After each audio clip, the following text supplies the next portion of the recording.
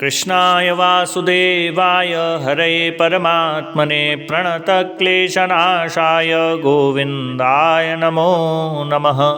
कृष्णाय वासुदेवाय देवकीनन्दनाय च नन्दगोपकुमाराय गोविन्दाय नमो नमः।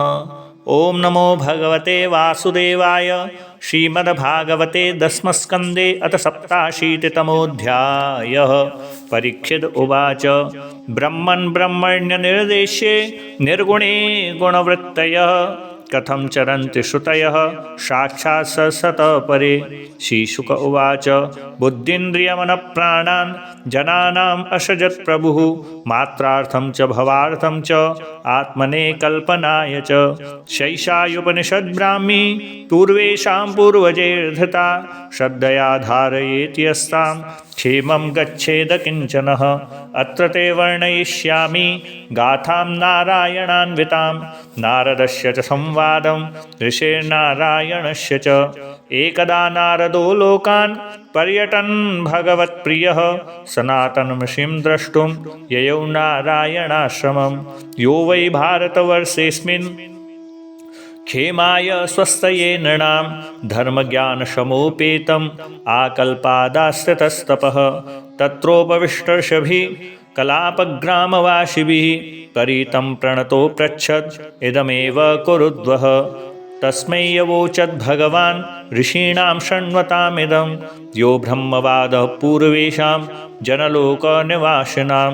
श्रीभगवानुवाच स्वायंभुव ब्रह्मक्षत्रं जनलोके भवत्पुरा तत्र स्थानां मानसानां मुनीनाम् ऊर्ध्वरेतसां। श्वेतद्वीपं गतवती त्वयि द्रष्टुं तदीश्वरं ब्रह्मवादः सुसंवृत्तः श्रुतयो यत्र शेरते। तत्र हायमभूत् प्रश्नस्त्वं मां यमनुपृच्छसि तुल्यश्रुततपशीलास्तुल्यस्वीयादिमध्यमाः अपि चक्रुः प्रवचनम् एकं शुश्रूषवोपरि। सनन्दन उवाच स्वसृष्टमिदमापीय शयानं सह शक्तिभिः तदन्ते बोधयाश्चक्रुस्तल्लिङ्गैः श्रुतय परं। यथा शयानं साम्राज्यं वन्दिनस्तत्पराक्रमैः प्रत्यूषे भेत्य शुश्लोकैर्बोधयन्त्यनुजीविनः। श्रुतय ऊचुः जय जय जय अजामजितदोषगर्भीतगुणां त्वमसि यदात्मना समवरुद्ध समस्तभग। अगजगदोकसामखिलशक्त्यवबोधकते क्वचिदजयात्मना चरतोऽनुचरे निगम। बृहदुपलब्धमे तदवयन्त्यवशेषतया यत उदयास्तमयो विकृतिर्मृदिवाविकृतात्। अत ऋषयो दधो स्वयि मनो वचनाचरितं कथम यथा भवन् भुवि दत्तपदानि नृणाम्। इति तव सूरयस्त्रधिपते खिललोकमल क्षपणकथामृताब्धिमवगाह्यतपांसि जहुः किमु तपोनश्वधा मविदुताशयकालगुणा परमभजन्ति ये पदमजस्रशोखानुभवम्। धृतय एव श्वसन्त्यशुभ्रतो यदि तेऽनुभेदा महदहमादयोऽण्डमसृजन् यदनुग्रहत। पुरुषविधोऽन्वयोऽत्र चरमो न मयादिशूय सदशतपरं त्वमथ यदेष्वशेषमृतम्।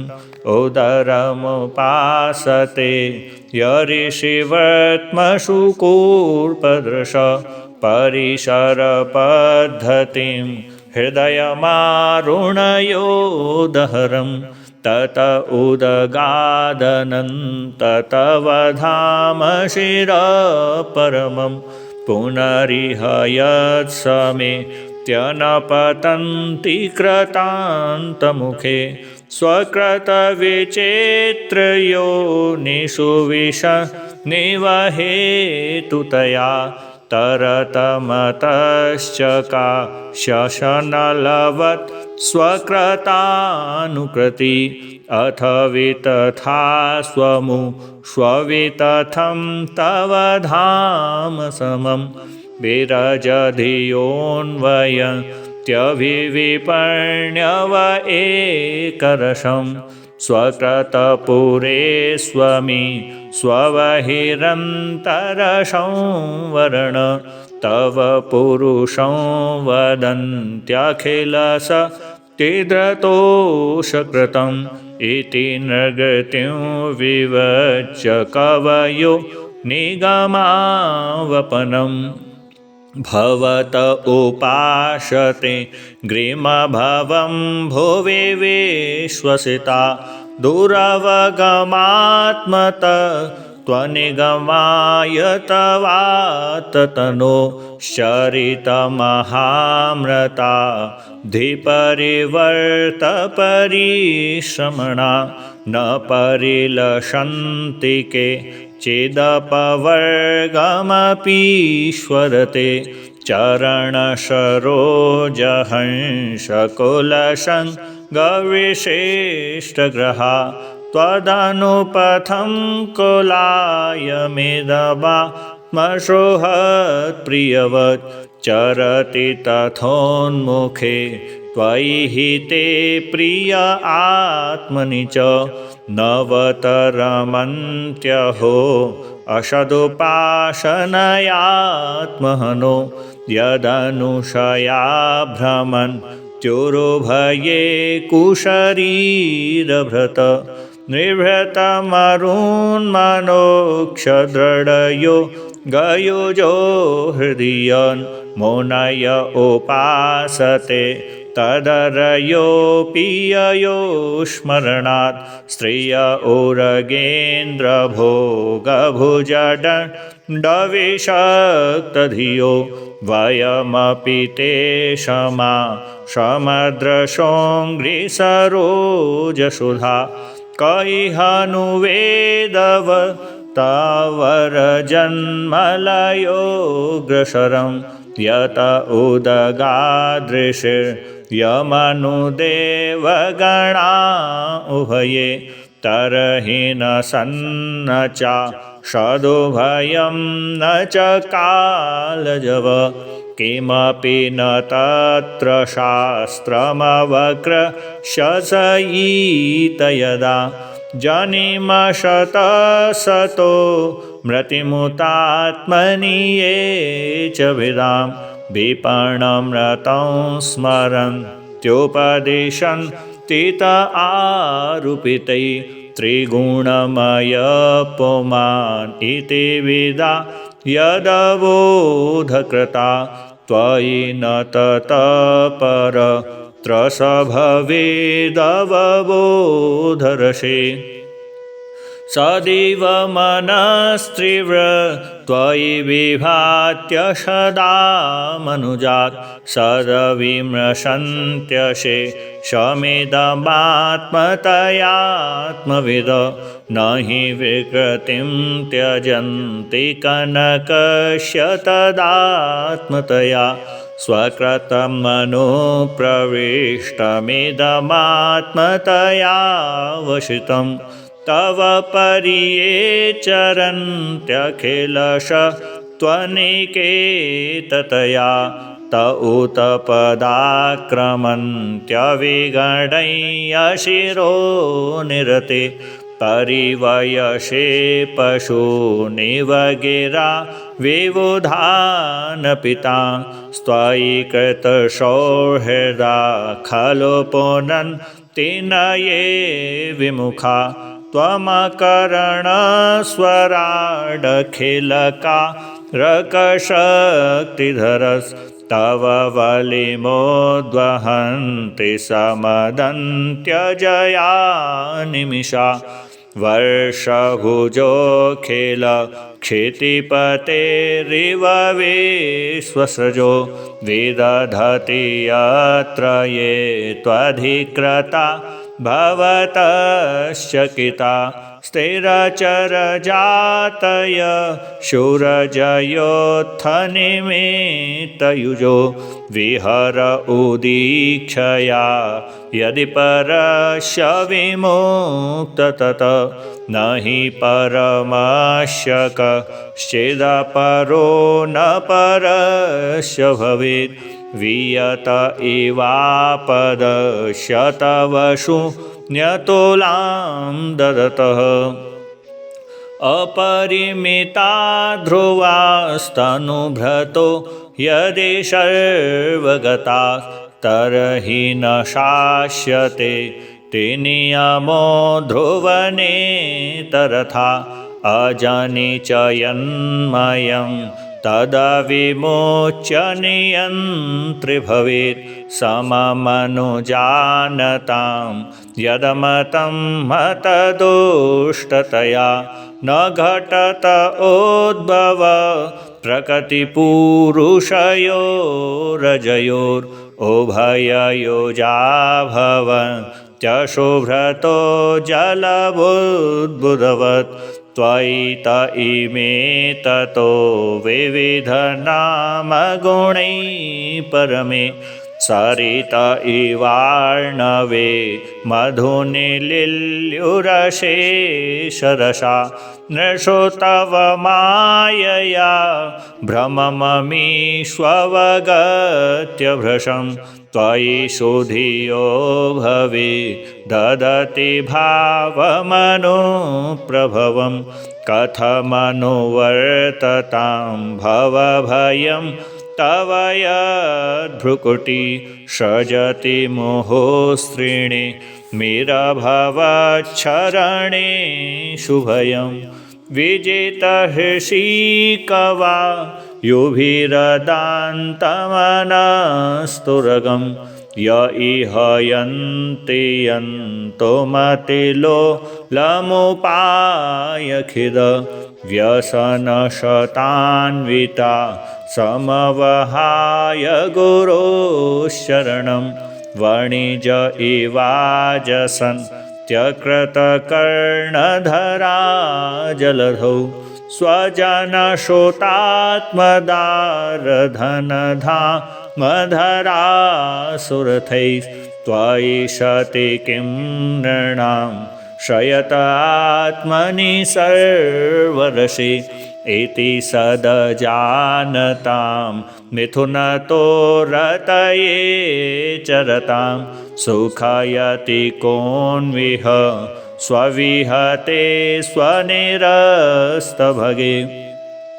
भुवि पुरुपुण्यतीर्थसदनान् ऋषयो विमदास् त उत भवत्पदाम्बुजहृदो गविदङ्घ्रिजला दधति सकर्मण स्त्वयि आत्मनि नित्यसुखे न पुनरुपासते पुरुषसारहरावशथान् सत इदमुत्थितं सदिति चेन्ननु तर्कहतं व्यभिचरति क्व च मृषान् तथोभययुक् व्यवहृतये विकल्पयिषितोऽन्धपरं परया भ्रमयति भारती त उरुवृत्तिभिरुक्थजडान् न यदिदमग्र आसन भविष्यदतो निधनात् अनुमितमन्तरा त्वयि विभाति मृषैकरसे अत उपमीयते द्रविणजातिविकल्पपथैर्वितथमनोविलासमृतमित्यवयन्त्यबुधा स यदजयात्वजा मनुष्ययितगुणांशजुषन् भजति स्वरूपतां तदनु मृत्युमपेतभगः त्वमुत जहासिता महिरिव त्वचमात्तभगो महसि महीयशेष्टगुणिते परिमेय भग यदि न समुद्धरन्ति यतयो हृदि कामजटा धुरधिगमोषतां हृदि गतो स्मृतकण्ठमणि अश्रुत्रपयोगिनाम् उभयतोऽप्यसुखं भगवन् ननपगतान्तका दनधिरूढपदाद्भवत त्वदवगमी न वेत्ति भवदुत्थशुभाशुभयोर्गुणविगुणान्वयान् तरहि देहव्रतां च गिर अनुयुगमन्वहं सगुणगीतपरं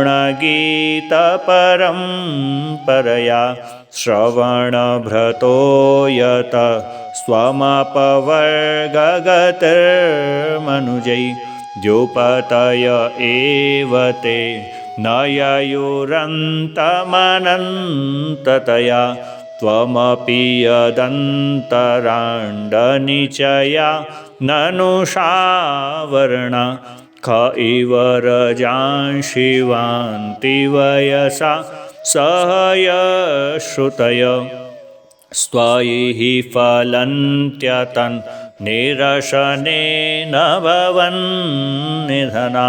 श्री भगवान् उवाच इत्येतद्ब्रह्मण पुत्रा आश्रुत्यात्मानुशासनं सनन्दनमथानुचुर्सिद्धा ज्ञात्वोत्मनो गतिम् इत्यशेषसमाम्नाय पुराणोपनिषदृशः समुद्धृतपूर्वजातेर्व्योमयानैर्महात्मभिः त्वं चेदद्ब्रह्मदायाद श्रद्धयात्मानुशासनं धारयश्चरगां कामं कामानां भर्जनं नृणां।